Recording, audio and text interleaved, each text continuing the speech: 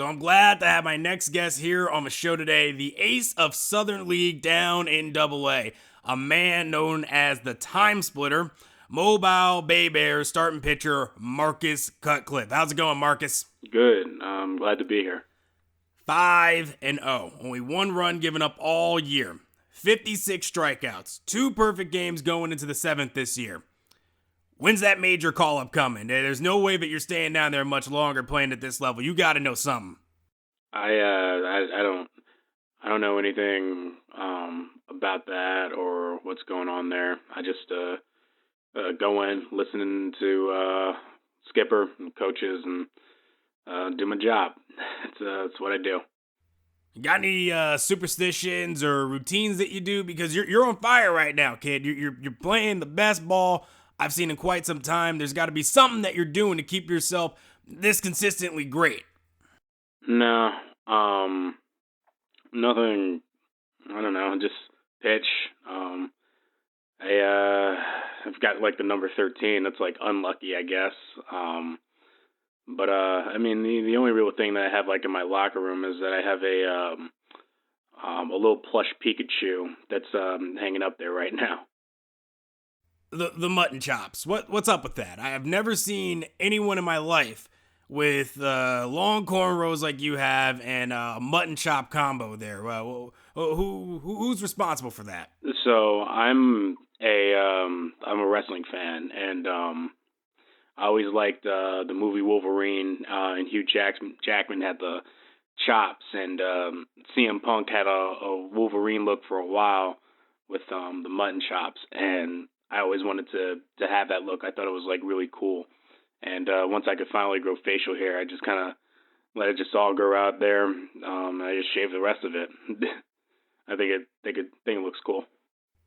You seem like a peculiar guy. Weirdest thing your clubhouse knows about you? I don't know. I don't think I'm that weird. I don't know. They maybe think I'm quiet. I can see that. I'd say maybe the weirdest thing is I've had a few of them over at times, and you know, I'm a huge anime fan, so they'll come in and see like a bunch of like just anime stuff and like DVDs like littered all over the place. That may be it. Oh, like the Japanese cartoons. Okay, that's cool. Well, what are you watching now? Right now, I'm actually watching like old stuff that used to come on Toonami on Cartoon Network. So I just finished up Rurouni Kenshin and trying to get through Tenchi Muyo right now. Okay, I'll have to check that one out then. All right, it's a weird one to start out with. It's like a bunch of like girls from space, all chasing after one guy and whatever. Not a thing you said that I didn't like. I think the most amazing stat is that you haven't walked a single batter yet. You like to get guys with outside pitches too, so how have you evaded walking batters thus far in this season? Throw over the plate. That's, mainly it. And then when I go to the outside, you know, I like to make sure that whatever I have starts inside, breaks outside. So what I've worked on from day one, and that's how I've avoided it. And that pitch misses for ball 4. So some intrigue now as the bases are loaded here with 2 away. Yeah, that happened. A day after bragging about it, I threw my first walk and loaded the bases with it and had a 1-0 deficit. Couldn't stop replaying that whole inning through my mind. And the throw will be too late, so it's a bunt single to get him started here. One of my biggest weaknesses this whole season is fielding on bunts, and of course, that's how the 4th started. Nice little tap bunt there, and, you know, I thought that I would be able to get my way out of that. That's lifted the other way out to left. Number 19 is there, and he makes the catch for the out. And for the most part, I did. It didn't really feel like it affected me. And the fastball blew it right by him, and there are 2 down. Nothing felt out of place. Delivery was nice, silky, and smooth. Getting pitches where I wanted them to, and getting batters to bite where I wanted them. That was until the umpire got involved. Standing in now, number 33. Nope. Should have been a strike. Here is we'll take a look at ball 1-0. That's a tough way to fall behind. This one's a strike. It's 1-1. Finally. As a look, now the pitch. No offer on that one. 2 balls and a strike. Should be a 1-2 count. Drilled right back up the middle. And that finds its way through for a base hit. Because of how we called that pitch and later pitches, my counts ran way too high. Set to deal on 2-2. Sinking liner toward left. That's in there. Base hit. And their batter started seeing my pitches way better. And not in time as the run scores. So I knew I was either going to have to start pitching way or to these guys. Boy, he comes through with a 2-out, 2-strike RBI. That's a real confidence builder right there. And conversely, that's very deflating if you're out there on the mound. And so I decided to pitch away, even with runners at first and second. And a big 2-out at-bat right here. You know, it's still early in this game, but you don't want to have to look back on this as a major missed opportunity later on. And all to some mixed results. Oh, and not a swing for the bubblegum card there. It's 1-1. Because you're not going to do anything with a swing like that. 1-2 now as that one's fouled off. And I felt my confidence waning a bit. To 2 balls and 2 strikes now. Especially on this one. Full count now. 3-2. Again, that's a strike. And that's how we got here. Bases loaded. Top of the 4th. Gotta get out of a jam. Levi Michael steps into the box here in one of the bigger spots in the ballgame so far. Bases juiced now with 2 away. And this is just off the outside corner for a ball 1-0. Come on, just get one over the plate. That evens it up 1-1. Bases are loaded here, 2 down. Just stay in attack mode. He'll miss eventually. Fouled off again, and now he's in a 1-2 hole. Just where I want him. Just got to put the slurve in the right place. Did a good job to shorten up and protect the plate, and he'll have another shot at it here. Fine. Let's beat him with an off-speed. Set to deal on a ball and 2 strikes. And he got him. Minimizing the damage at just a run. The inning is over.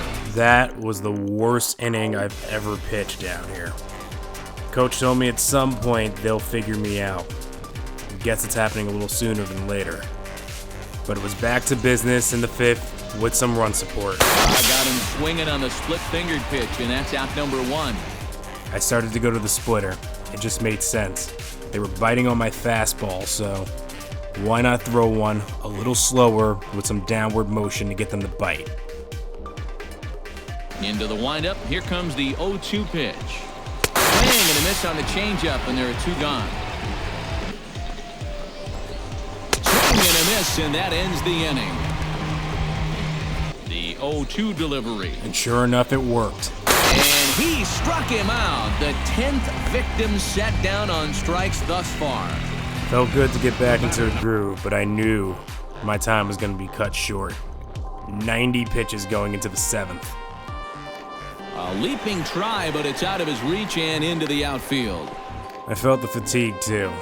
I knew it was coming soon. 94 pitches, approaching 100. I knew if I at least got out of the 7th, though, with a 5-point lead, I'd be all right and get my 6th W. Hit on the ground down the first baseline. And he'll step on the bag himself, and the inning is over. And that was all for me.